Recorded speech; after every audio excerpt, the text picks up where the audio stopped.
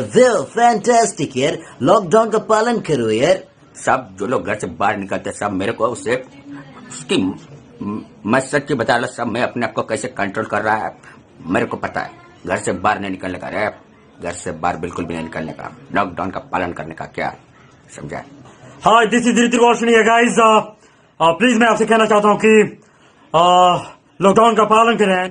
हत्ता बाजी सटकली जो लोग भी लॉकडाउन का पालन नहीं कर रहे, मैं उन लोगों से कहना चाहता हूँ कि अपनी बोतुगिरी बात के लिए बस लॉकडाउन का पालन करें। Thank you so much.